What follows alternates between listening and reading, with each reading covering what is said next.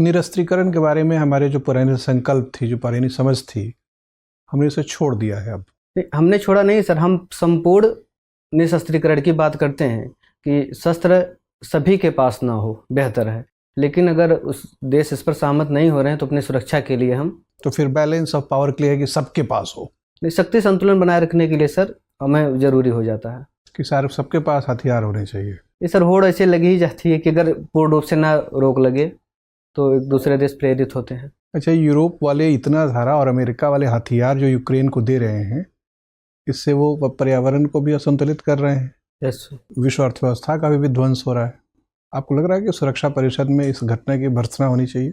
जी sir, होने चाहिए, लेकिन इस पर रोकने को शुरू में प्रयास हुए भी थे, इन वीटो यूज़ कर देते हैं जो देश संबंधित है। रूस रोक लगा दिया था, चाइना भी।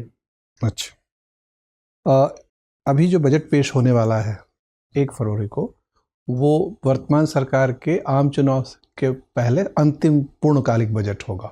यस सर, उसके बाद एक वैकल्पिक बजट आएगा अगले साल 2024 में। जो 2024 में वैकल्पिक बजट आएगा उसको किस प्रकार का बजट कहेंगे? उसको सर हम अंतरिम बजट कहेंगे। संविधान के किस अनुच्छेद में अंतरिम बजट का प्रावधान है? संविधान के अनुच्छेद 112 में सर, वार्षिक वित्तीय विवरण के रूप में। वो तो पूर्णकालिक बजट के बारे में है।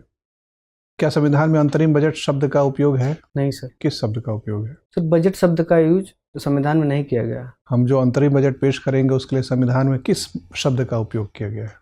बजट में व्ययों को कितने वर्गों में बांट कर दिखाया जाता है? उसमें सर एक राजस्व व्यय, एक पूंजीगत व्यय। सर क्या अंतर होता है? राजस्व व्यय सर ये आवर्ती व्यय होता है, जिसमें मुख्यतः पेंशन और वेतन, ब्याज चुकाना, इन सब पे खर्च, आय व्यय का विवरण होता है।